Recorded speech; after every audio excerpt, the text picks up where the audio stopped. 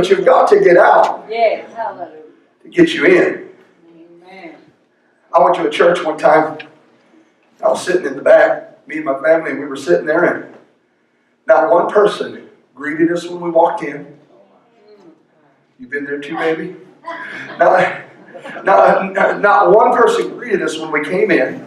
Aren't you glad when you came through the door there was somebody to shake your hand? Amen. Not one person greeted us when we came in. Then when we sat down, I'll never forget, we sat down towards the back. Brother Scott, you ever had this happen? People went like this.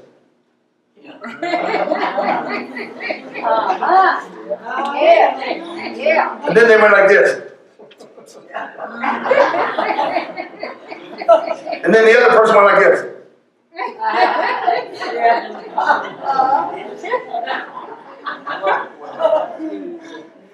After service, we got up. Not one person came and shook our hand. As we were leaving, finally, somebody grabbed my arm and I turned around and it was the pastor. He said, "Where y'all from?" I said, "Oh, we're just traveling through." He said, "Well, I'm glad you stopped by." I said, "You're welcome." He said, "Do you think you'll ever come back?" I thought, "Yes." I'm on my way. And beloved of God, you know what? I thought to myself, so many people get trapped in that. Let me tell you, we go to church and we say, "I'll never go back there. I was hurt in church. I don't go to church. I was hurt in church." Come on. Let me tell you, I've been hurt in church my whole life. All right. My last name's Hurt.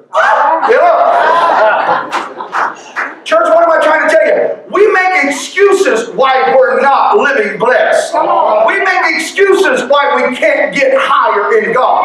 Well, we don't praise God like that.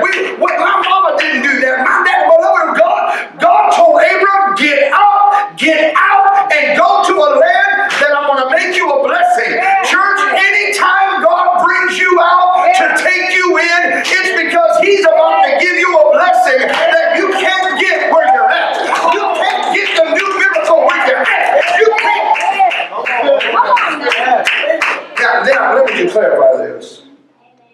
Are you saying leave my church? No, people. I'm talking, this is a spiritual thing. All right, come on. Everybody walks into church and say, "I'm leaving because the preacher over there won't told me to leave." Come on now.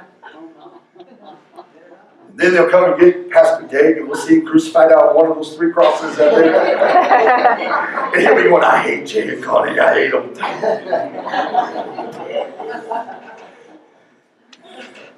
Connie and I, about 2 years ago, we went to a very large church, had a very large crowd. I'll never forget, the minister got up, he was a young pastor, took over this church, and he began to tell this very moving testimony.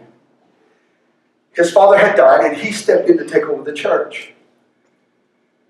There was a very wealthy man that had been a part of that church for years.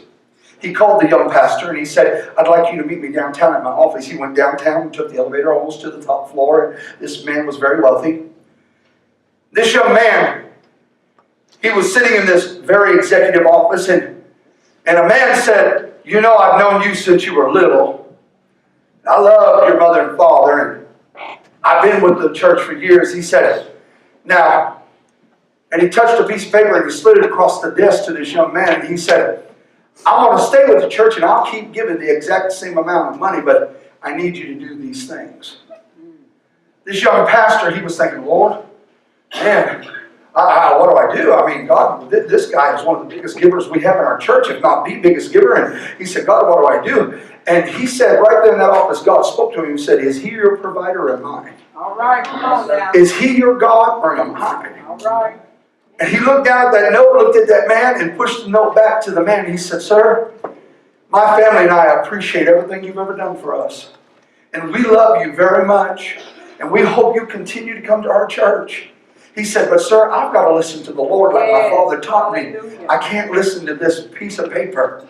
And the man leaned back in his chair, folded his hand. He said, "Okay, I appreciate you coming." He said, "Yes, sir." He said, "And you're always welcome. You know that. I hope to see you soon." That Sunday, the man didn't show up. The man never came back.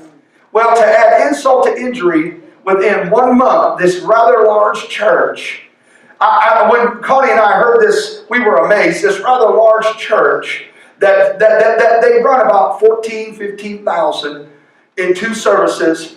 This rather large church, in 1 month, 4,000 people walked out of their church. And he thought, oh God, what am I doing, God?